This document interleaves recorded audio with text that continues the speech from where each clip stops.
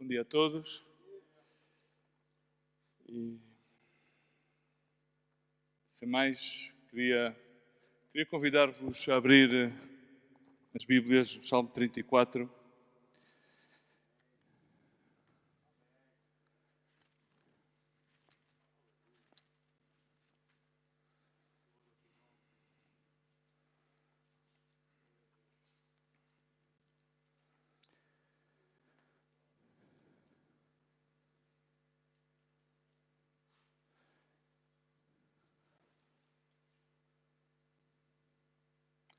Verso 18, e vamos ler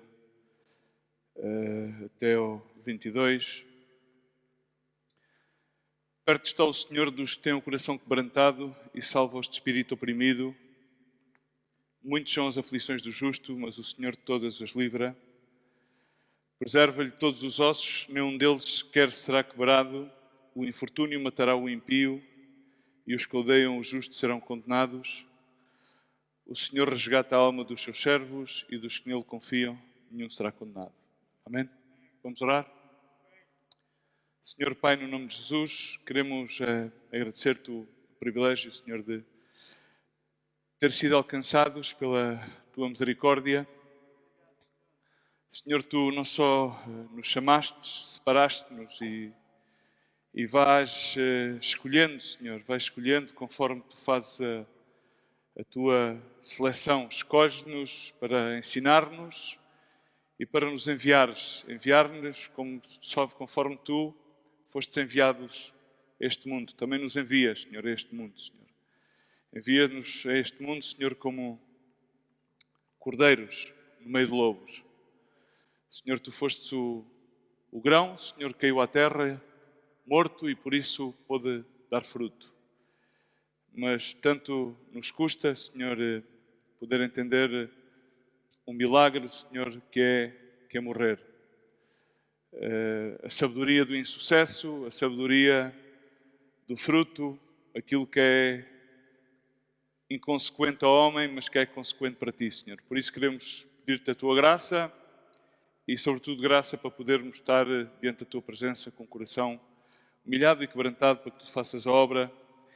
E para que a obra não seja uma obra de homens e para que a palavra não seja uma palavra de intelecto humano, mas provenha do teu coração, que é um coração que em tudo foi moído, o teu corpo foi triturado, foi ferido, foi esvaziado pelas nossas dores, pelas nossas transgressões e pelos nossos pecados.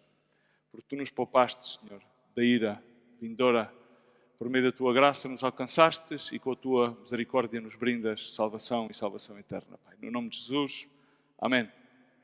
Amém? Queria ler estes versos, mas o título da mensagem é Dai-lhes vós de comer. Dai-lhes vós de comer. A mensagem é uma mensagem simples. O Evangelho é simples. Paulo disse aos Efésios: temo por vós que os vossos sentidos estejam corrompidos e que vos tenhais afastado da simplicidade que há em Jesus Cristo. Jesus Cristo foi em tudo uma pessoa simples, utilizou várias alegorias para tratar de chegar com a sua mensagem. Ele não agarrou na Torá, ou seja, o formato do ministério de Jesus não foi ancorado na religião. Ele não agarrou na Torá, embora ele fosse o Verbo feito carne, que habitou no nosso meio, manifestou, cheio de graça, manifestou a sua glória. Ele era toda a Torá. Ele era antes de todas as coisas por ele foram criadas. Sem ele não podem subsistir. Ele está impresso no nosso DNA, o nosso genoma está impresso, o próprio genoma de Cristo, mesmo naqueles que não creem, mesmo naqueles que o aborrecem, que o perseguem, conforme Saulo o perseguiu, conforme tantos continuam a perseguir e conforme tantos dentro da igreja e dentro do ministério continuam a perseguir com o seu humanismo, com as suas pretensões e com o seu coração endurecido e afastado da simplicidade que há em Jesus Cristo. E Jesus teve esse próprio conflito com com os seus discípulos. Embora ele tenha chamou-os, escolheu-os, não eram pessoas especiais, eram pessoas comuns, pescadores, Mateus seria, por exemplo, daqueles que tinha algum tipo de melhor preparação, mas eram pessoas do vulgo comum do povo. E que, ainda que caminhassem com eles, chegavam a não entender muitas das coisas que ele diziam, mas ficavam impactados. Uma das coisas que eles mais ficaram impactados foi aquilo que eles puderam fazer quando ele os enviou. E chegaram e ficaram, ai Senhor, e fizemos tantas coisas, e expulsámos demónios, e enfim, mas inclusive numa certa determinada situação disseram a Jesus, Senhor, queres que nós clamemos por fogo? E o Senhor disse-lhe, vocês não entendeis nada, ou seja, vocês não entendeis de espírito são. Muitas das vezes as pessoas, e nós às vezes como cristãos, ou como filhos de Deus, ou por termos sido alcançados por essa misericórdia, muitas vezes não conseguimos entender a revelação e o Espírito de Deus e o seu verdadeiro, não é mistério, é ministério. O seu verdadeiro ministério.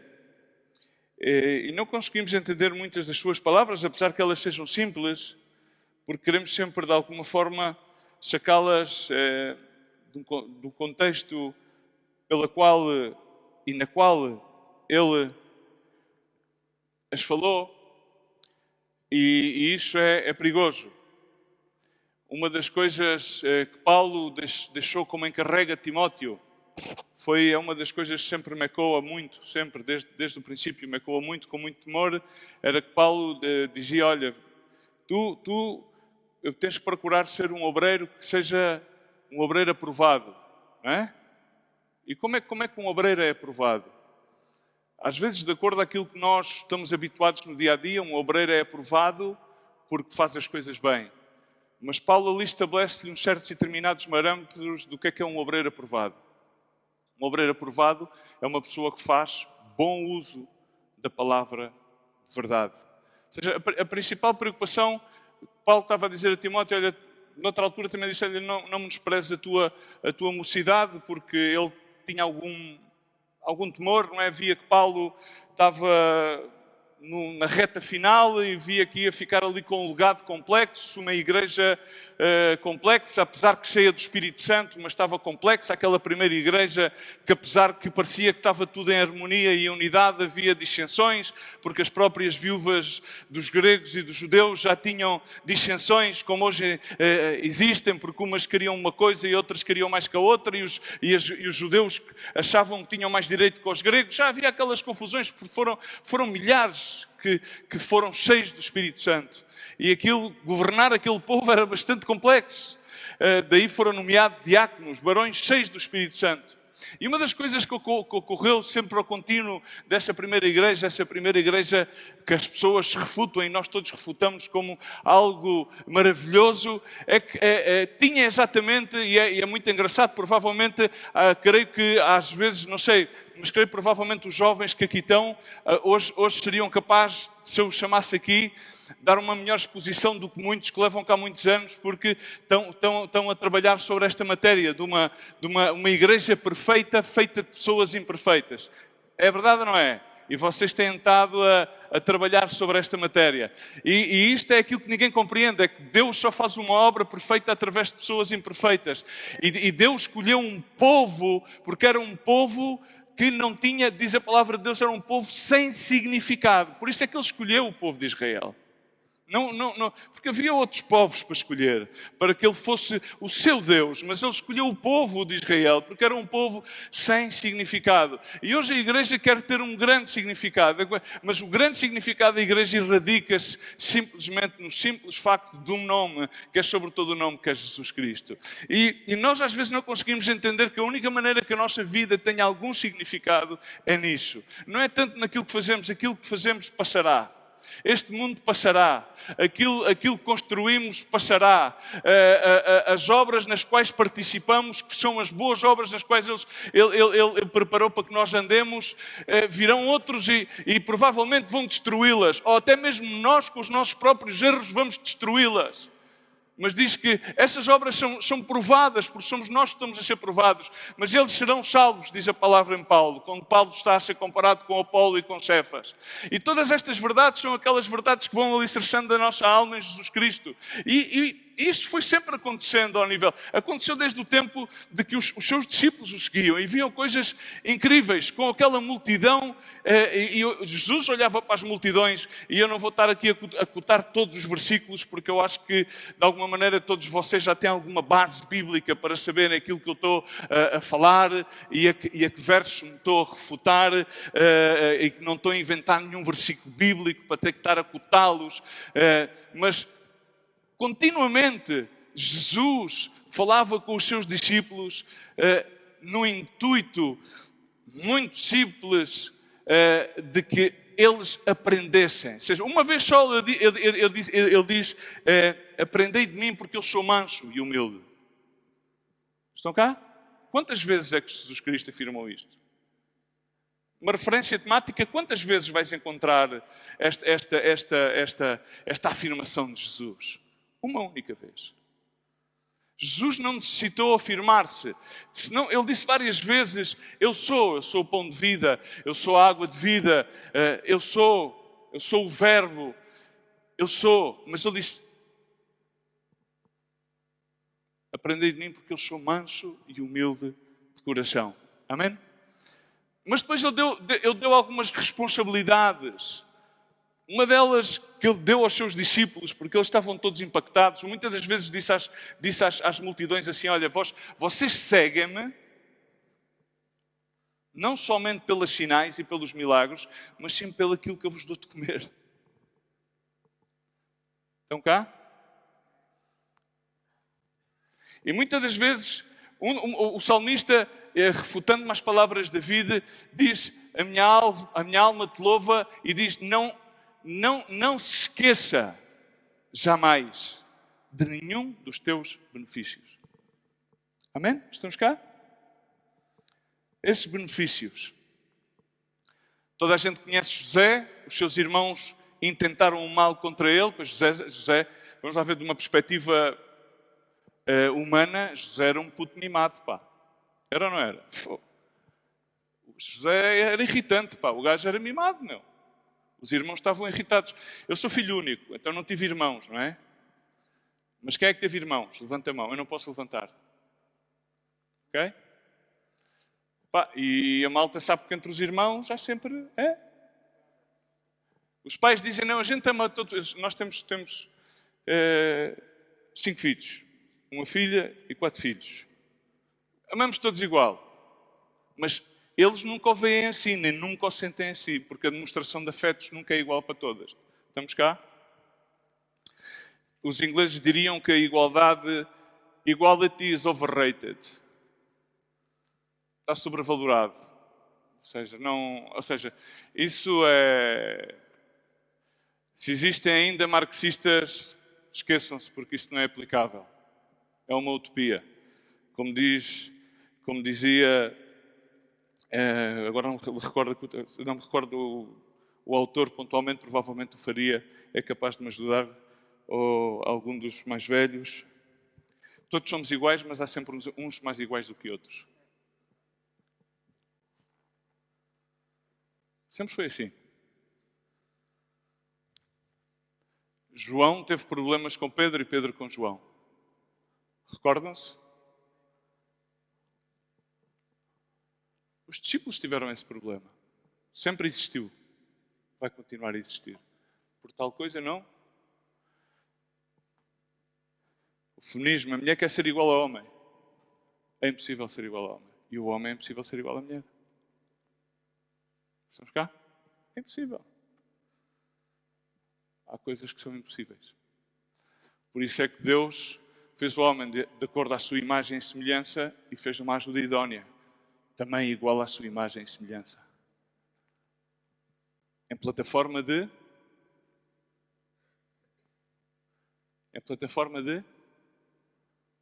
que é de igualdade?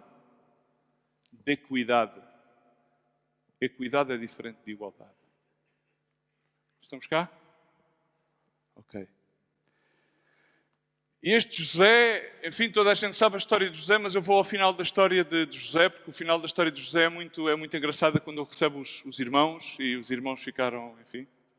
Mas há uma palavra que um bocadinho parecida à palavra de Jó, quando Jó, ao fim de tudo, conclui dizendo: de ouvidas tinha ouvido, mas agora finalmente os meus olhos te veem. Ou seja, embora ele fosse um homem que era perfeito e Deus sabia que nele havia, por isso ele permitiu que o inimigo o tentasse, naquela amena conversação.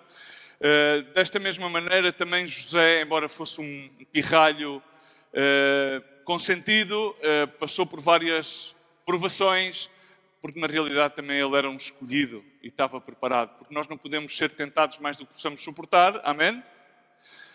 E Deus, em cada provação, em cada tentação, com ela mesmo, Ele dá-nos a saída, amém? Amém? Estamos cá? Estamos cá? Então, diz em Gênesis 50:20, diz: vós na verdade intentastes o mal contra mim, dizia José aos seus irmãos, Deus porém intentou para o bem, para fazer o que neste dia, isto é, conservar muita gente com vida. Amém? Até havia o propósito do mal que foi intentado contra a vida de José, era que ele pudesse administrar os bens do faraó e assim salvar a vida de muitos. Não só de Israel, mas principalmente, inclusive, a ver isto, senão de egípcios, daqueles que eram contra o povo de Deus. Faz sentido? Mas de acordo à nossa mente humana, ou seja, ele estava a gerir os bens daqueles que eram os inimigos do povo de Deus.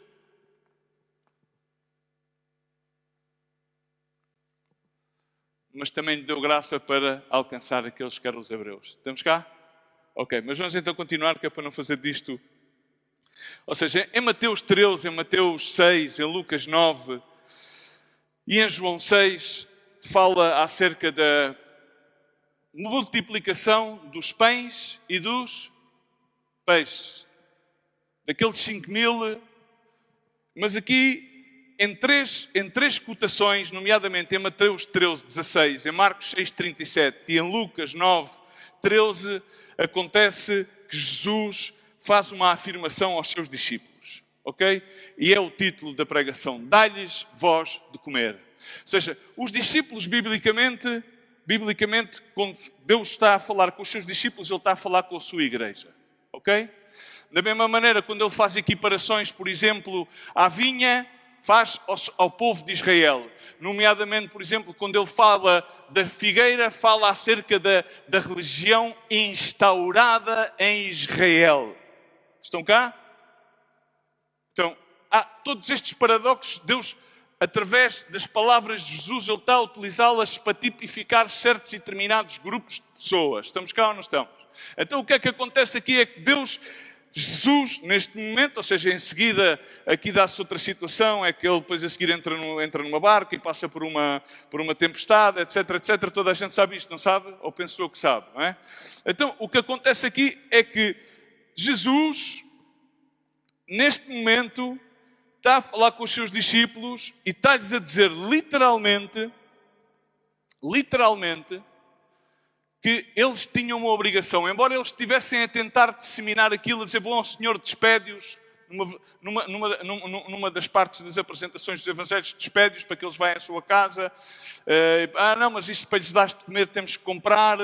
Mas nestas três afirmações Jesus diz uma coisa: vocês têm uma responsabilidade, igreja, é dar-lhes de comer. É esta multidão, a qual também relata a palavra de Deus que Jesus, quando via as multidões, via-as como ovelhas. E o que é que acontecia no seu coração? Compadecia-se delas. Ok? E o que é que Jesus fazia ao compadecer-se delas?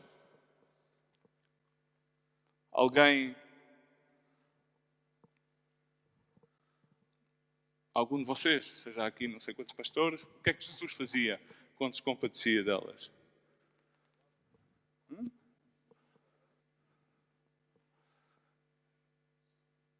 Estamos a falar deste episódio. O que é que ele fez?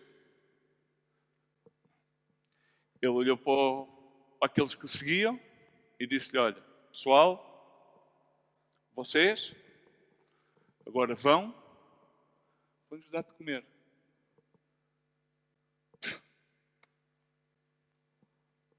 Estão cá.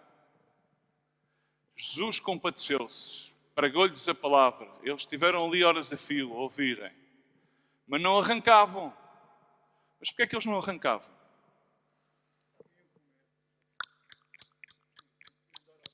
Queriam dar ao dente. Façam lá um bocadinho de ginástica mental. Senhor, despede-os.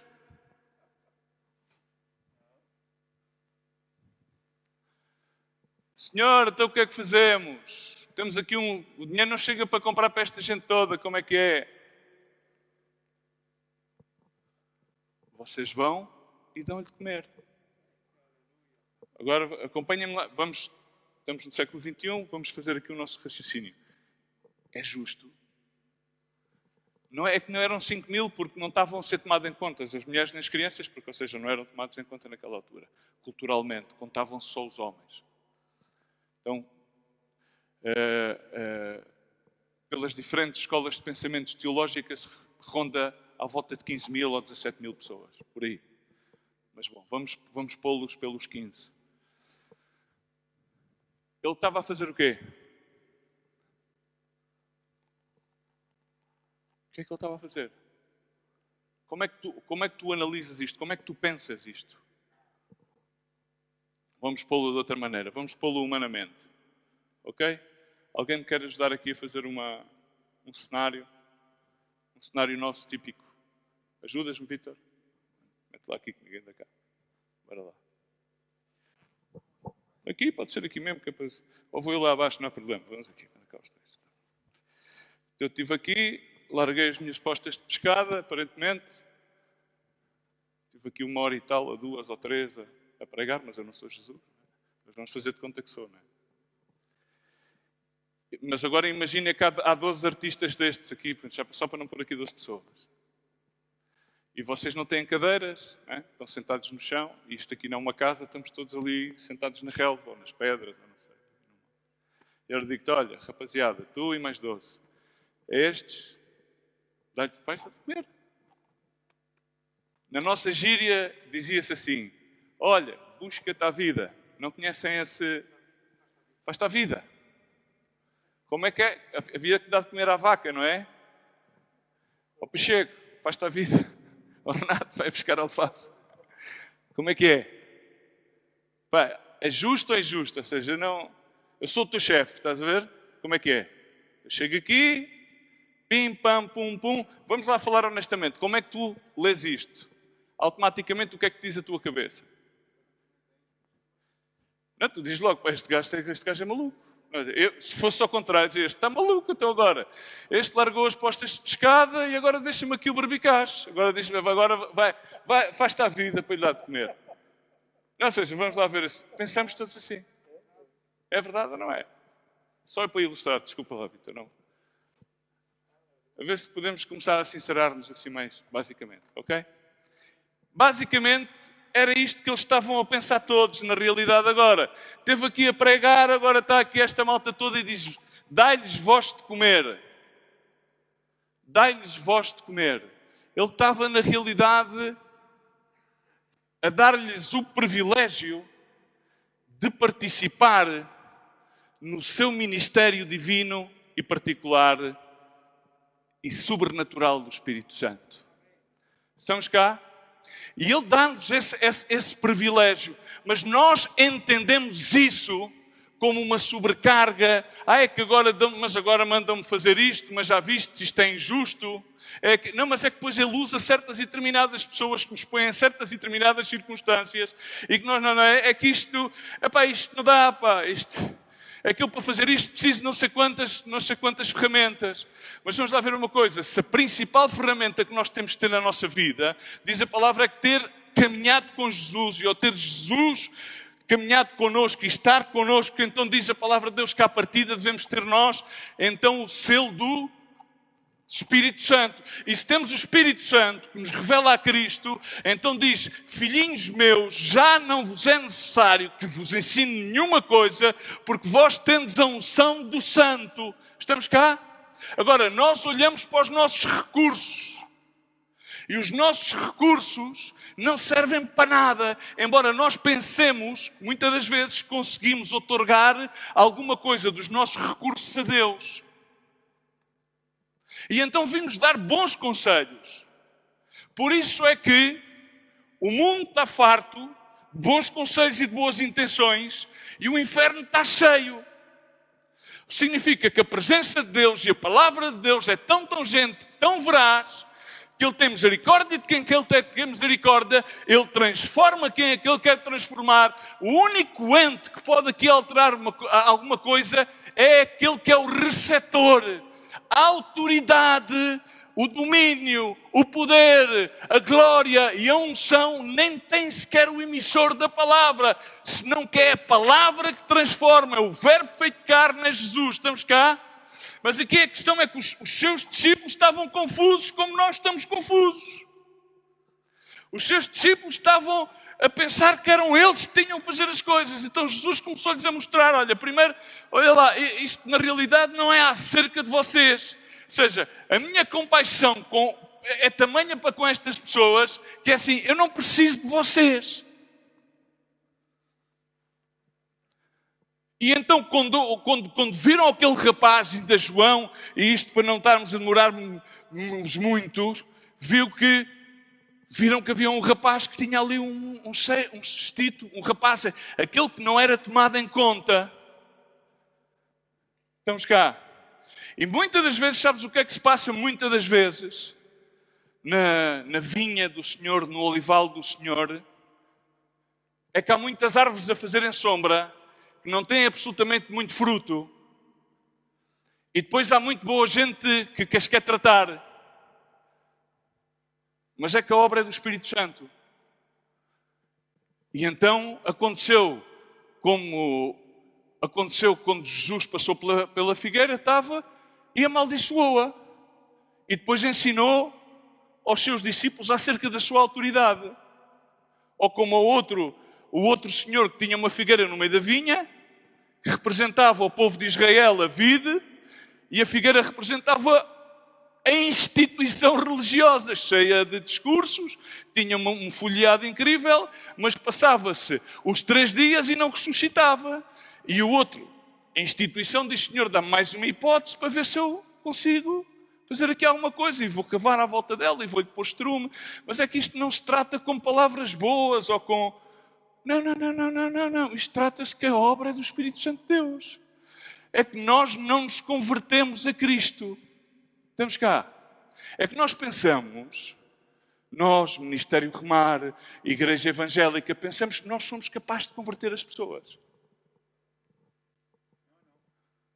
A palavra de Deus diz que o Espírito Santo de Deus, o Espírito Santo de Deus agregava.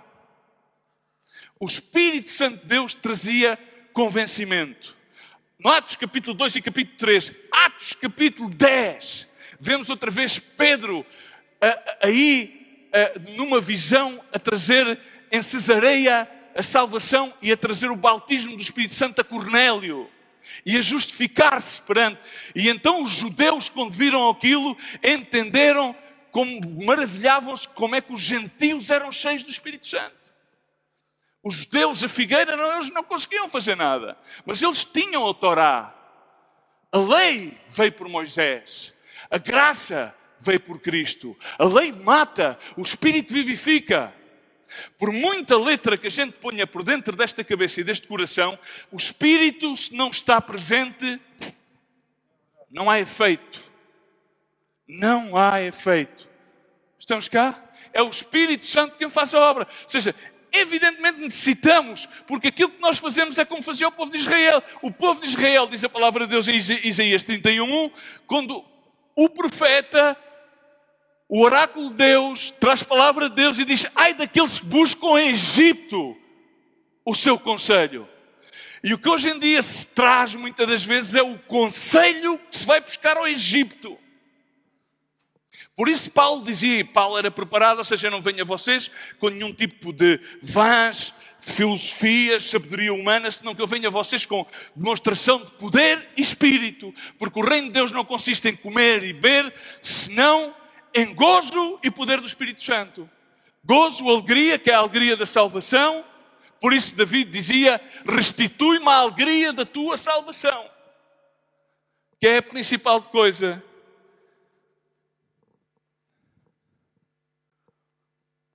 E quando Filipe viu aquele rapaz, Filipe foi aquele que identificou o rapaz. Não, perdão, foi André, não foi Filipe. Filipe estava a pensar nos recursos de comprar. Filipe disse, não, senhor, temos aqui estes denários, podemos ir ali comprar, mas mesmo assim não é suficiente. E André vai e vê o rapaz. Na realidade, aquilo demonstra sempre o nosso recurso, e mesmo principalmente no nosso ministério, e cada vez acontece mais, muitas das vezes nós pensamos automaticamente como Filipe, não? Ou seja, isto, pois haverá que agarrar no euro para comprar. Pois. Mas muitas das vezes esquecemos daquilo que Deus pode fazer sem o euro, ou como é que Deus pode prover o euro de outra maneira. E quando André disse que estava ali aquele rapaz com os 5 pães e com os 2 peixes, na realidade Filipe estava a considerar aquilo pouco. Estamos cá.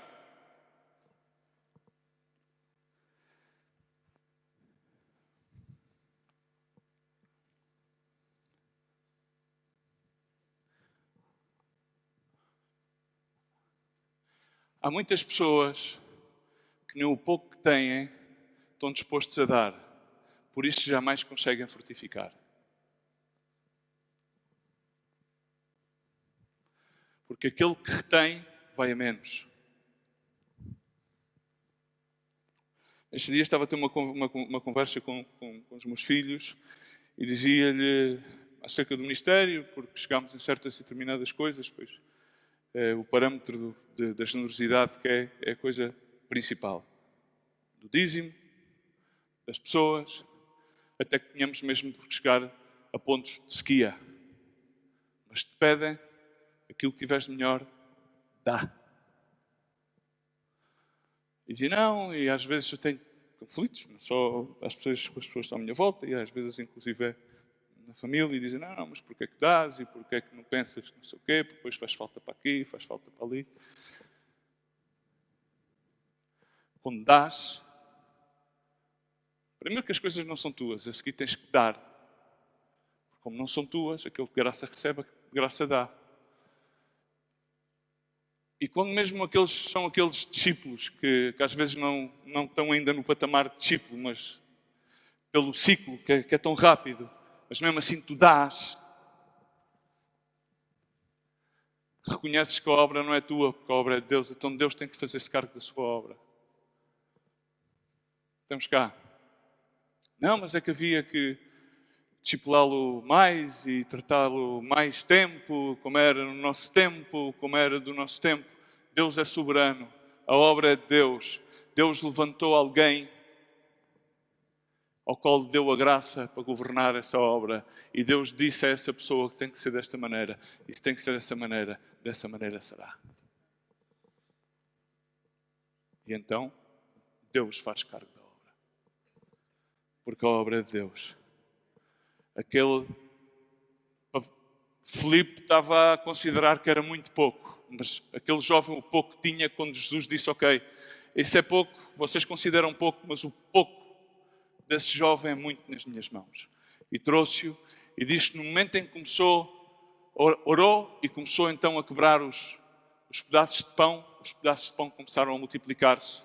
Começou a quebrar os pedaços de peixe começaram a multiplicar-se. Porque o pouco que tínhamos para dar, se reconhecemos que é dado por Deus, entregado nas suas mãos, é muito. E sobra. E sobraram 12 cestas que foram para dentro do barco. 12 cestas sobraram, cheias de pão e de peixe. Isto é uma grande dinâmica sobre o reino de Deus. É uma grande dinâmica de como é que Deus fortifica, como é que Deus multiplica. E como é que Deus não necessita de nós. Deus necessita da nossa disponibilidade e Deus necessita do nosso coração numa perspectiva de humilhação e de reconhecer sempre a sua soberania. Sempre de reconhecer que Ele é aquele quem faz a obra. Não é aquele que faz a obra nos outros, é aquele que faz a obra em mim.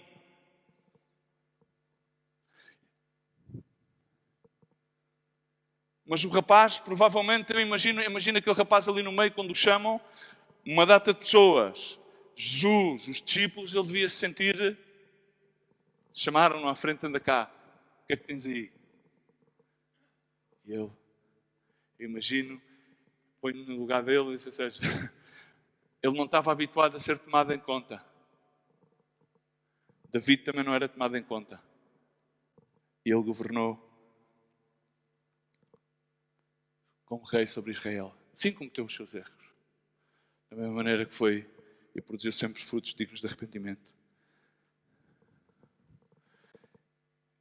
Mas o sistema continua a ser o mesmo, vai mudando os parâmetros, mas nós às vezes aqui apresentamos-nos como discípulos e como discípulos muitas vezes temos as atitudes daqueles discípulos.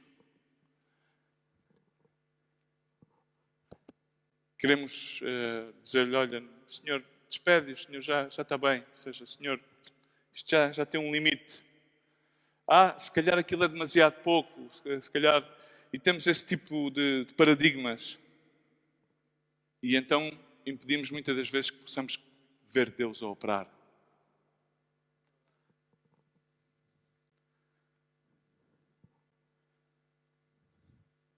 Deus vai fazer quando nós entendermos que nós não somos suficientes. Aí, quando nós chegamos ao nosso limite, dizes, acabou estes dias, ou seja, agora com os últimos 4, já vem o último, olho para isso, já não, ontem à noite já me... O limite já não, o barómetro já acabou. Já não sei, já não tenho recursos, já não sei, parece que Deus já não... E quando nós chegamos ao nosso poço e chegamos lá abaixo, Deus começa a fazer a obra. Quando nós queremos controlar a obra de Deus, não deixa de ser a obra dele. Ele tem o seu cuidado, mas ele para de operar na sua potência e na sua majestade. Porque ele quer mostrar-nos aquilo que simplesmente queremos. Separada dele nada podemos fazer. E era uma parábola sobre viticultura, não é? Sobre a poda, e é interessante que ele fala sobre os pâmpanos, mas toda a parábola de João 15 é apresentada e há sempre uma palavra que é realçada, que é permanecer, permanece. Aquele que permanece em mim, aquele que permanece em mim, aquele que permanece em mim, esse poderá levar então muito fruto. Aquele que permanece na estação da poda dá fruto. Aquele que permanece na estação em que não há poda dá fruto, porque ele permanece. Vos é posto para que permaneceis e podeis dar fruto, e fruto em abundância. E Deus tem sempre uma solução para um mundo que está fragmentado, para os corações que estão fragmentados, para as mentes que estão fragmentadas, que a mão humana é incapaz de fazer. Deus tem soluções incríveis, ou seja, há uns tempos estávamos a ponto de fazer um negócio e saiu todo tipo de impedimentos. Não conseguimos fazer um negócio. Tínhamos uma escritura marcada, não conseguimos fazer nada. Aí eu estava, preciso fazer, isto dava-nos mesmo jeito e tínhamos coisas e para aqui e para ali. E Deus fechou as portas. E sabes o que é que eu fiz? Chateei-me com o Senhor. Tinha que ser assim, Senhor, fazia-nos falta. E de repente,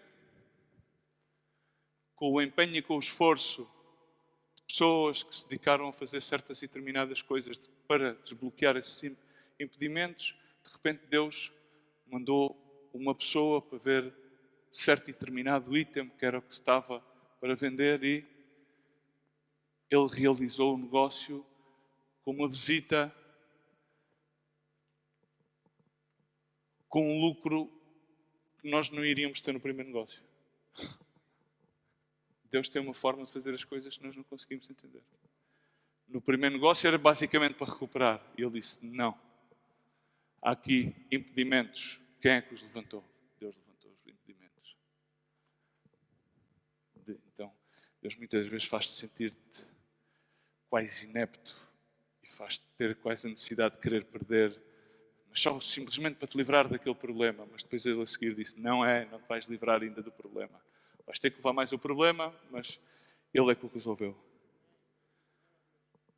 A única solução deste mundo, quando Paulo fala a Romanos e diz que este mundo está à espera da manifestação da glória de Deus por meio dos seus filhos, os filhos de Deus que manifestam a sua glória são aqueles que foram partidos. Deus parte o pão e alimenta as almas.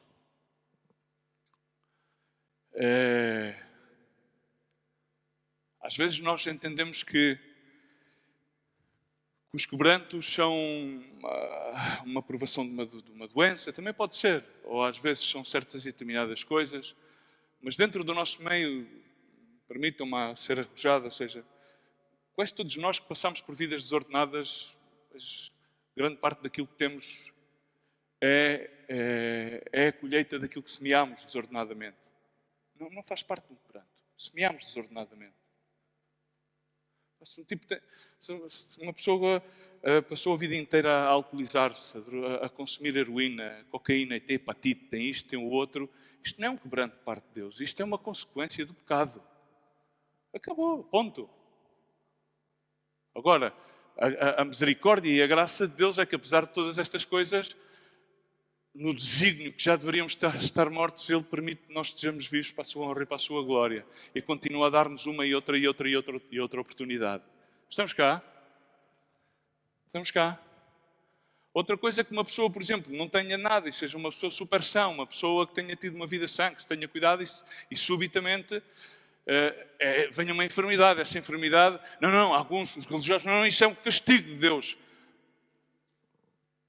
Pode que sim, pode que não.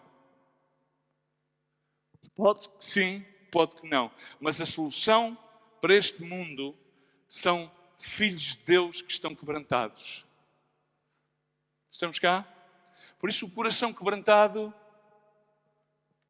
é um sacrifício agradável a Deus. Um coração quebrantado não há. E Deus estava-lhes aqui a ensinar, a vossa suficiência, isto, estamos aqui e eu orei, comecei a quebrar e aqui está, não faz falta muito mais.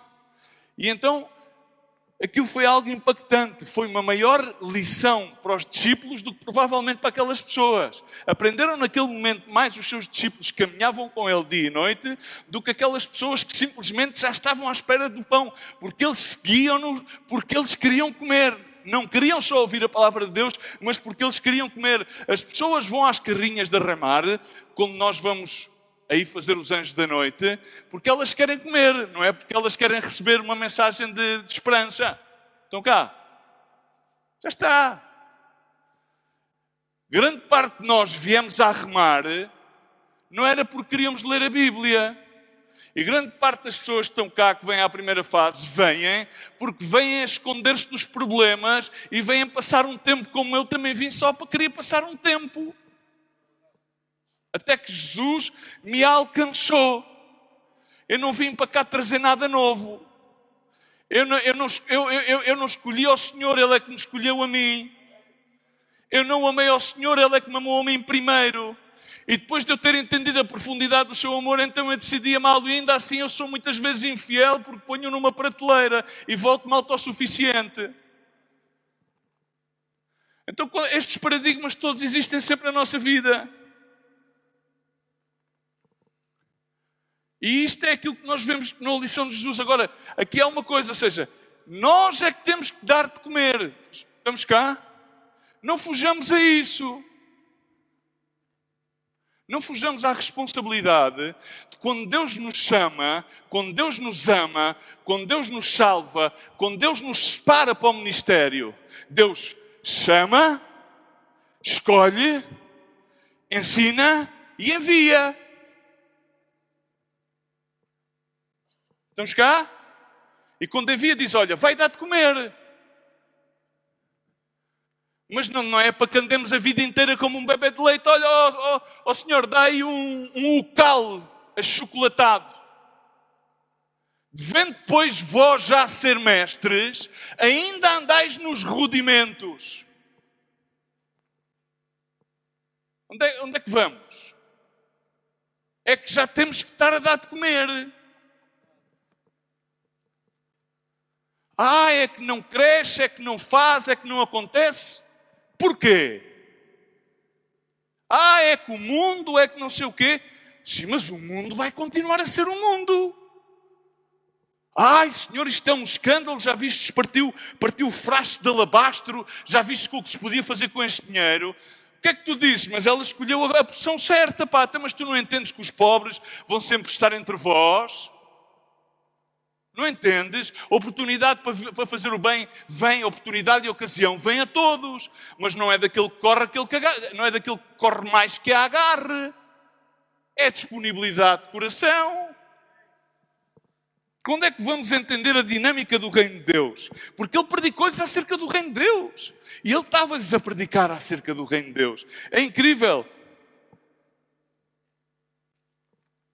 A evidência de uma vida quebrantada é aquilo que lhe dava autoridade. Ou seja, e aquilo que dá autoridade não é o falar acerca de qualquer coisa, é o viver. É o viver. Estes dias recebi umas chamadas e não interessa, eu não falo os nomes de quem é que me chama ou quem é que me deixa de chamar, sobre umas certas e determinadas situações que estão de alguma maneira debaixo da minha responsabilidade. Tem que ver com pessoas. E essas pessoas, nomeadamente, são pessoas que já foram chamadas, ensinadas, discipuladas, e que têm aquele cartão, porque nós muitas vezes no ministério as pessoas lutam muito, chama-se aquele cartão, como é que se chama? Antigamente começaram por ser os 7 primeiros, era o 7 magnífico, aqueles cartões que a malta gosta de ter, que é o cartão de pastor, não é? Vocês sabem aquilo do cartão de pastor, não é? Conhecem o cartão de pastor? Há uns que dizem, como é que eu me chamo? Quem é que eu sou? Há uns que eu lembro-me que dizem, quem é que eu sou? Quem sou eu? E então, o problema é mais um e eu respondo à pessoa. Ele não é para de solução. Não é para de solução, não há. A obra do Senhor. Não há solução. Não há solução. Como é que a gente vai tratar disto? E eu disse, ou seja, eu não tenho solução. Já não tenho há muito tempo, mas não tenho solução. Como é que vamos solucionar isto? Mantemos uma conversação hipotética, com muitas hipóteses. Evidentemente, ficam as hipóteses, não é? Mas uma pessoa depois, normalmente, daquelas conversações que temos a nível ministerial e etc., começamos a seguir, a buscar o Senhor e a pensar e a meditar e como é que e tal, e Senhor, dá uma solução e mostra-me. E as pessoas dizem, não, tu diz e faz e acontece, e para aqui, para ali, e o outro, e não sei o quê. E o quintal, e podes ir ao quintal do vizinho, e podes ir pescar a árvore ao outro lado, e...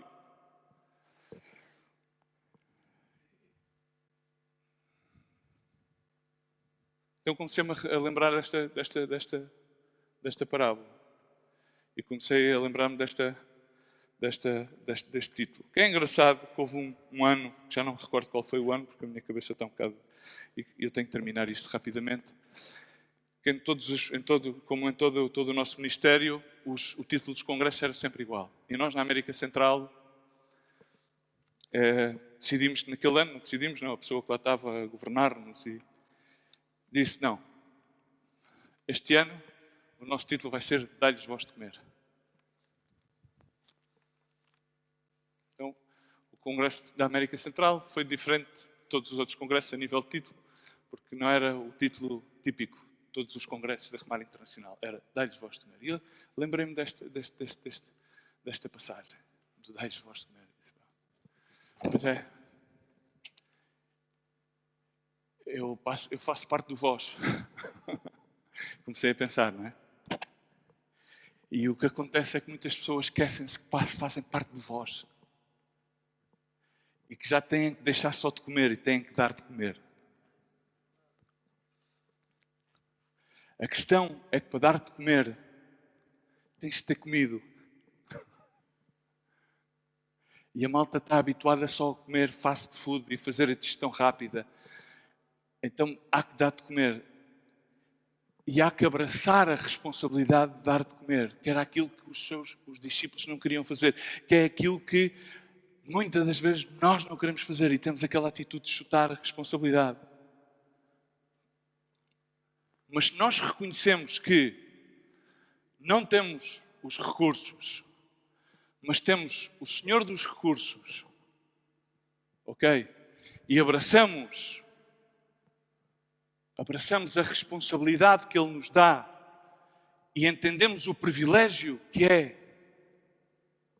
poder abraçar essa responsabilidade, vamos começar a quebrar-nos. Mas é por dentro, porque a gente começa a ver por dentro e não há recursos, porque há uma situação que está lá que atender um país que não sei o quê, há lá, e esses países são invisíveis. Sim, põem-se fotografias no Facebook, as fotografias são dos anos não sei o quê, e a malta no Facebook é uma vida real, aquilo é muito engraçado, aquilo é muito giro. Dizem coisas muito bonitas, põem as fotografias dos meninos, mas as fotografias são do ano 1900 e não sei quantos. É tudo muito bonito, mas a realidade é que há que lhes dar de comer. E há que haver alguém para encabeçar essa obra, que tem que ser um discípulo que foi chamado, que foi, depois de chamado, foi escolhido, porque então foi como disse Jesus Cristo em Mateus 18, ele diz: toda a autoridade me é dada assim no céu como na terra. Diz, toda a autoridade. Assim, pois, ide aonde? À feira? Não, à feira. Ide por todo o mundo, fazei... Já me esqueci do versículo. Ajudem-me lá, vocês que sabem o versículo. Fazei discípulos, batizando-os no nome do Pai, do Filho e do Espírito Santo, ensinando-os a guardar todas as coisas que eu vos tenho ensinado. Estamos cá? E ele ensinou a dar de comer. Disse, dai-lhes vós, pois, de comer. E está lá o outro dizendo, não, é que eu estou sozinho. Não, onde é que está o Senhor?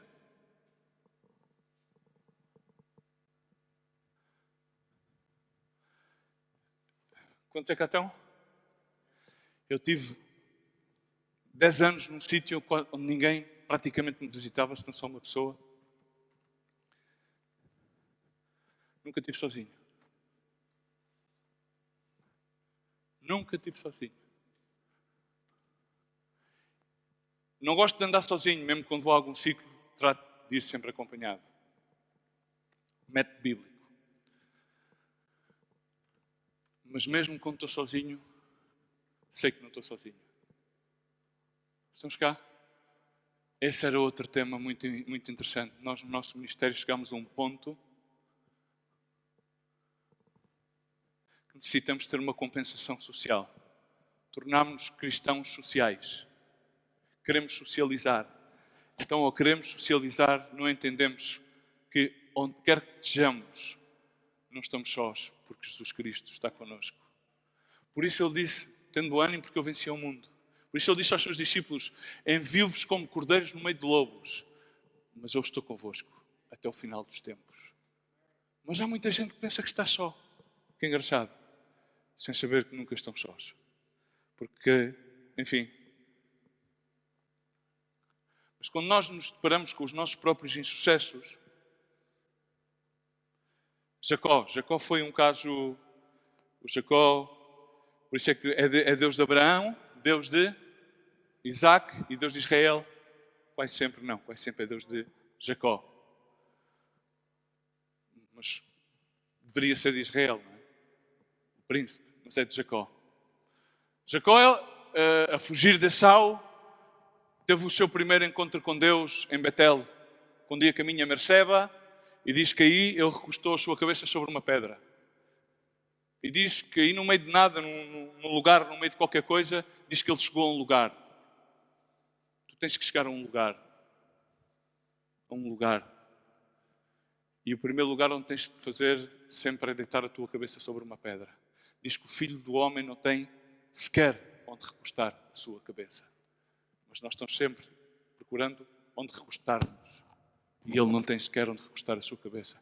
E Jacó, com a sua cabeça recostada sobre uma pedra, diz que aí teve uma visão e viu uma escada aberta aos céus, a Stairway to Heaven, escala com ela, e via que baixava os anjos e subiam.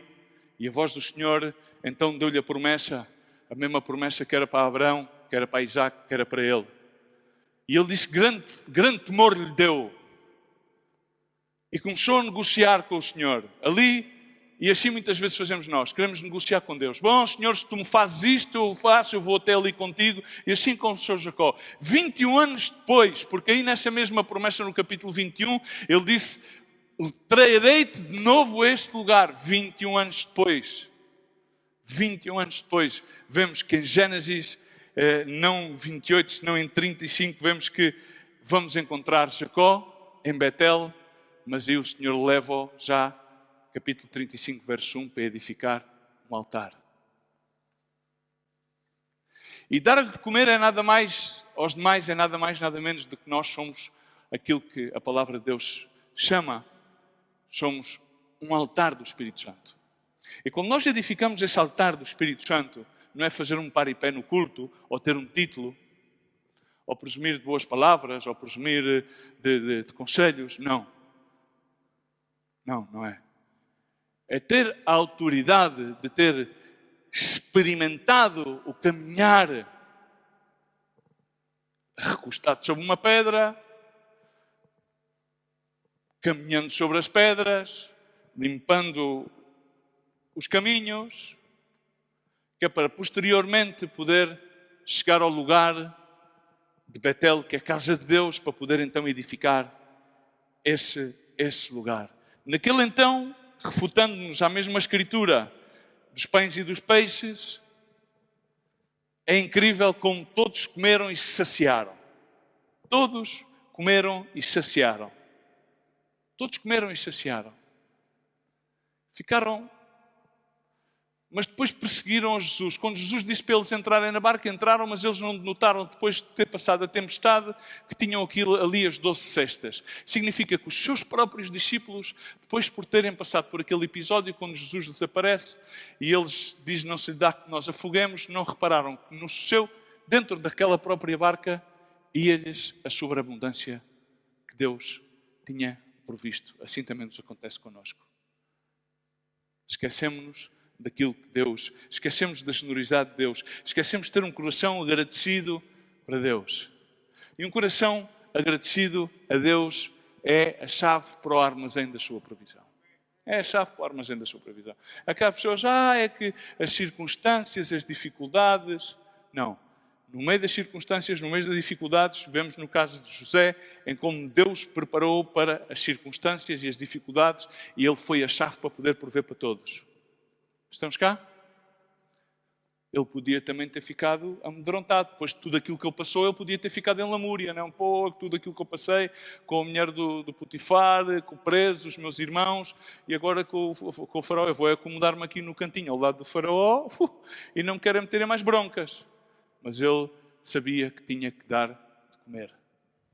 Ele abraçou a responsabilidade do chamado, do escolhido e do enviado. Ele sabia perfeitamente qual era o propósito pelo qual passou por aquele percurso da sua vida. O propósito pelo qual isso iria levá-lo a ser uma chave da parte de solução para aquela vida. Paulo é um exemplo no Novo Testamento de tudo isso. Mas vemos quando Jacó, nesta situação, passa também por uma... Repara, ele ia a fugir e muitos também estão a fugir. Muitos fogem. Mas não fogem às circunstâncias da vida. Muitos fogem ao trato de Deus. Muitos fogem ao trato de Deus. Querem fugir ao trato de Deus. Mas Deus é paciente. Deus vai ter que tratar connosco. Deus vai tratar todas as áreas da nossa vida.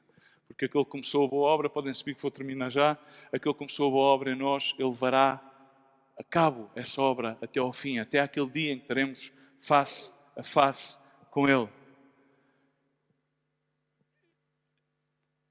Jacó, em Peniel, teve um encontro com o Senhor, saiu de lá golpeado, quebrado.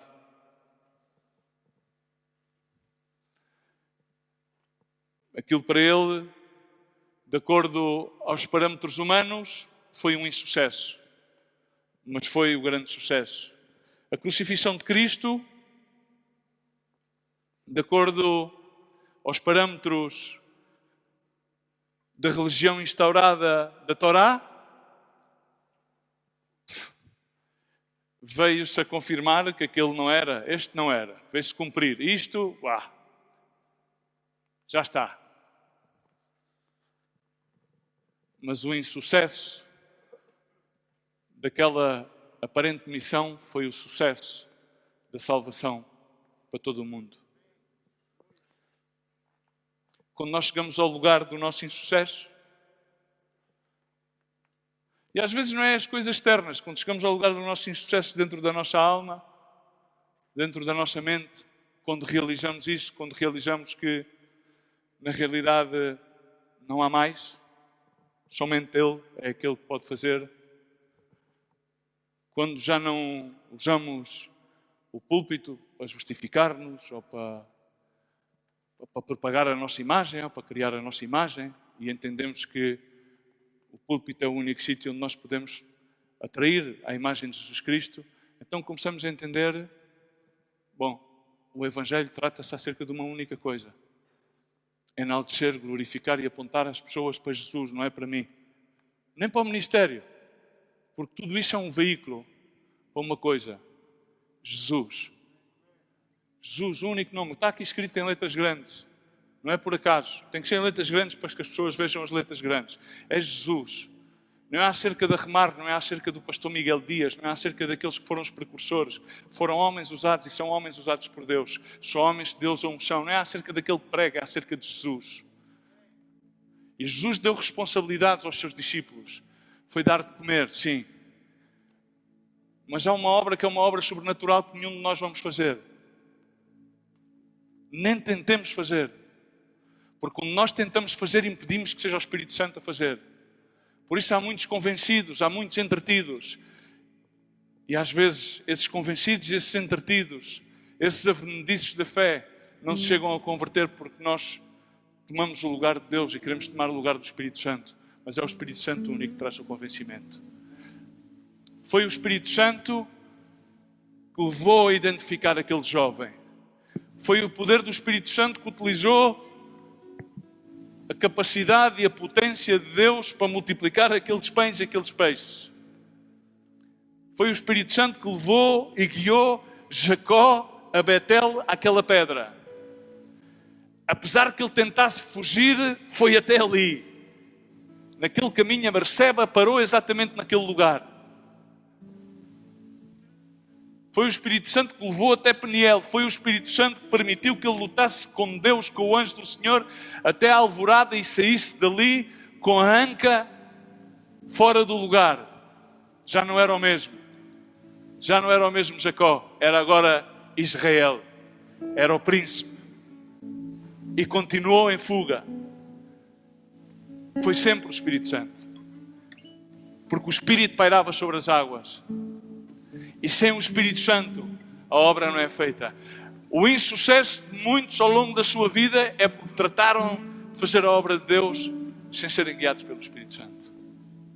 E não há problema nas derrocadas, nas falhas, nas quedas, porque é o Espírito Santo o Consolador que vem mostrar a consolação do único que é toda a consolação, que é Jesus Cristo. E o trabalho de Jesus Cristo foi por meio do Espírito Santo, foi trazer o Consolador para que Ele revelasse toda a consolação de Deus. Paulo chegou à conclusão de que quando era débil, então se aperfeiçoava a fortaleza de Deus. Paulo chegou à conclusão de que sabia passar falta e também sabia estar na abundância. Paulo chegou a essa conclusão. E Paulo escreveu também aos Coríntios que as coisas que eles não viram, ninguém tinha visto, nem ninguém sequer ainda tinha ouvido, nem tinha chegado ao mais profundo do coração do homem, foi aquele que Deus preparou para aqueles que o amam. Para aqueles que estão dispostos a ser não só chamados, não escolhidos, discipulados pelo Espírito Santo de Deus. Pelo Espírito Santo de Deus. Para aqueles que são capazes de ver mais para além do homem. Para aqueles que são capazes de ver mais para além da letra e conseguem ver a graça sobreabundância, multiforme da multiplicação, porque é essa graça a que multiplica, é essa graça a única que traz a sua providência, é o poder do Espírito Santo de Deus, é o Espírito Santo de Deus aquele que traz o convencimento de pecado, é o Espírito Santo de Deus que produz os frutos dignos de arrependimento, porque o demais são remorsos, e aquele que tem remorsos continua a voltar como porco ao seu fango, ao seu pecado, mas aquele que se arrepende verdadeiramente por meio do Espírito Santo passa a odiar o pecado o qual cometeu. E nós não recebemos o Espírito deste mundo, mas recebemos o Espírito de Deus. E tal como David dizia ao salmista, o Senhor é o meu bom pastor, mas ele terminou por dizer no verso 5 e 6 do final do salmo do bom pastor, diz: preparas para mim uma mesa na presença dos meus inimigos e unges com óleo a minha cabeça, e diz: o meu cálice transborda. A minha vida está cheia do teu Espírito. Ganhei batalhas, tive aventuras, mas aquilo que foi mais importante para mim foi que o teu Espírito, como uma pluma do poeta mais inspirado, falou através da minha boca. O meu cálice transborda. E dizia: certamente a bondade e a misericórdia me seguirão todos os dias da minha vida, e eu habitarei na casa do Senhor por longos dias. Quem faz é o Espírito Santo de Deus. A oração do Senhor não é: tira-nos deste deserto. Não, livra-nos disto. Não, que sejam outros a fazer.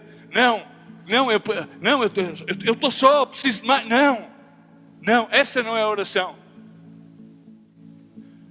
A oração é: Senhor, prepara uma mesa para mim diante dos meus inimigos. Senhor, unge a minha cabeça com o teu óleo. Senhor, faz que o meu cálice transborde da tua presença. Senhor, que seja eu aquele que caia falido e que sejas tu aquele que governas. Não andes mais entenebrecido como Paulo, sujeita-te a Deus. Quando Paulo fala aos Colossenses e diz: desta maneira, desde o dia que eu ouço, não cesso de orar por vós. Orar por vós. Oro por vós. Por uma coisa. Não para que sejas prosperado, não para que te vá bem. Não, isso é tudo muito bonito, também está bem. Mas primeiramente por uma coisa, para que seias cheio do pleno conhecimento da vontade de Deus, da sua sabedoria e entendimento espiritual, para que possas andar de maneira digna do Senhor, agradando-lhe em tudo, frutificando em toda boa obra e crescendo no conhecimento do Deus da abundante graça, corroborando sim, sempre com fortaleza, segundo o poder da sua glória, para que possa com Ele toda a perseverança e longanimidade, com gozo, dando graças a Deus, ao Pai, que vos fez idóneos. Há pessoas que dizem: eu quero ser idóneo. Sim, Ele é quem nos faz idóneos para participar da herança dos santos na luz. Ele. E termino com um versículo. Podemos levantar-nos e fechar os olhos só por um momento. Peço desculpa se tardei mais que a conta.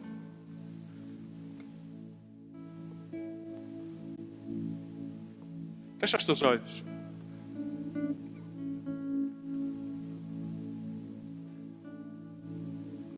Porquê é que não lhes dás de comer?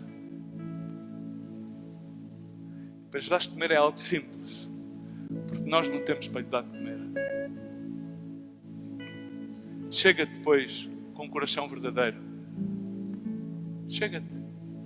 Fecha os teus olhos e chega-te a Ele com um coração verdadeiro.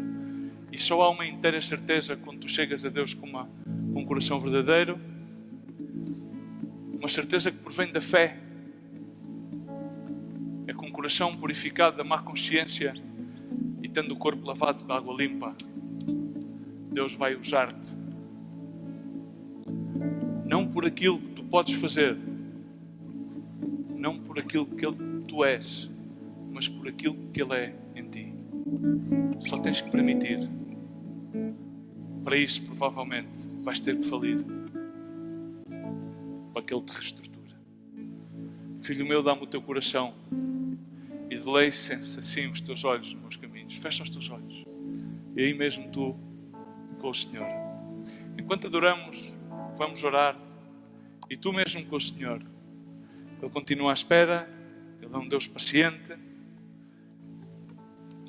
Ele é um Deus que espera que os seus discípulos respondam e deixem para trás as desculpas, o humanismo, a religião e os sentimentalismos e se deixem selar pelo poder do seu Espírito Santo.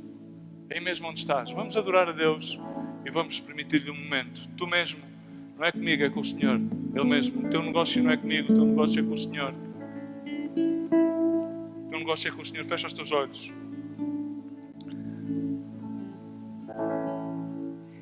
Digno desta canção, só Tu és Senhor.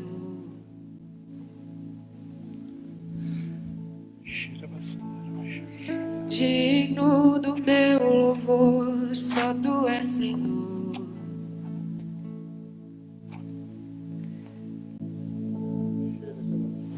Digno da minha vida, Tu és Senhor.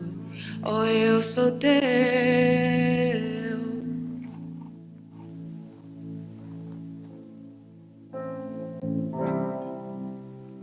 Digno desta canção, só Tu és Senhor. Digno do meu louvor, só Tu és Senhor. Faz a tua obra, Espírito Santo. Digno da minha vida, Tu és Senhor. Oh, eu sou Teu. Espírito Santo. Xere carabassanda, rabaxanda, rabassanda, rabaxanda. Nome que é sobre todos é o Teu Jesus. Fonte da salvação, só Tu és Senhor. Digno da minha vida, Tu és Jesus. Oh, eu sou Teu. Oh, eu sou Teu. E santo és incomparável, és inigualável. Abre os meus olhos, Senhor, e mostra quem Tu és e enche o meu coração do amor que faz mudar o mundo.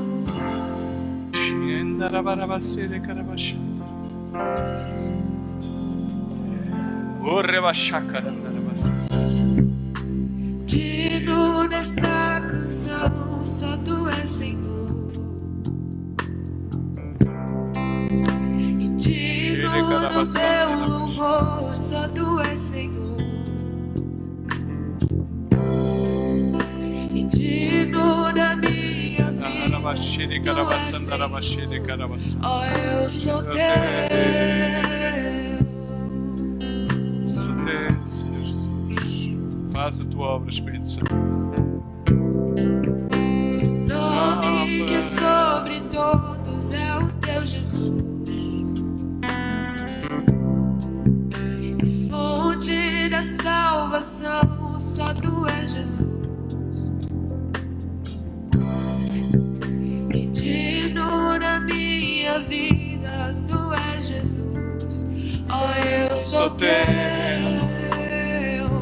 Oh, eu sou teu. E santo, és incomparável, és inigualável. Abre os meus olhos, Senhor, e mostra quem tu és e enche o meu coração do amor que faz mudar o mundo. E santo, és incomparável, és inigualável. Abre os meus olhos, Senhor, e mostra quem tu és e enche o meu coração do amor que faz mudar o mundo. Aleluia, Senhor. Sim, Senhor, queremos agradecer-te, Senhor. Agradecer-te, Senhor, pelo privilégio que nos dás, Senhor, que tu continuas a chamar. Tu chamas, o teu Espírito, Senhor, é aquele quem vem selar, é aquele quem vem tocar, quem vem transformar, Senhor.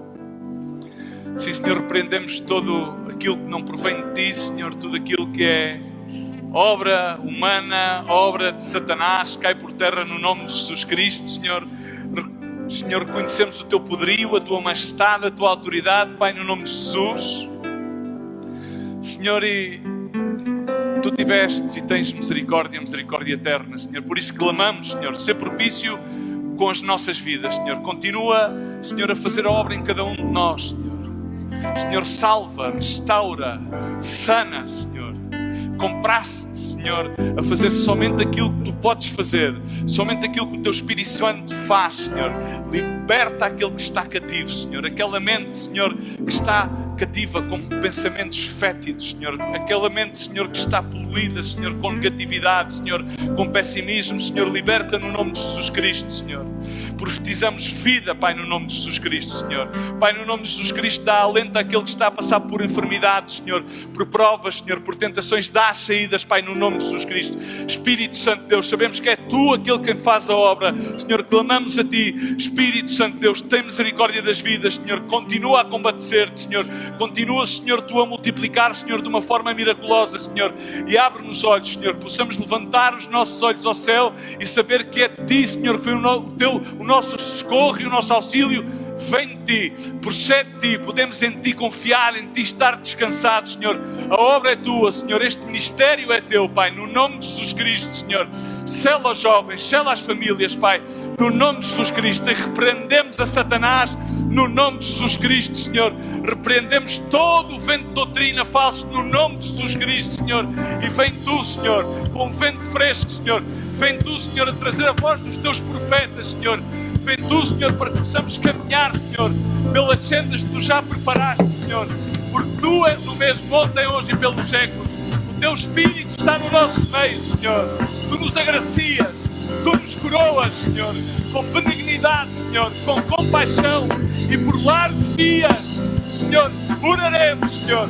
Baixa a tua sombra, a sombra do Altíssimo, no nome de Jesus. Abençoa cada pessoa, abençoa cada homem, cada mulher, cada jovem neste lugar. Abençoa aqueles que nos veem por meio dos média. Pai, no nome de Jesus Cristo, faz a tua obra, Senhor, e recebe tu toda a honra e toda a glória por todo sempre. Jesus, o nome sobre todo o nome, no qual todo o joelho se dobrará e toda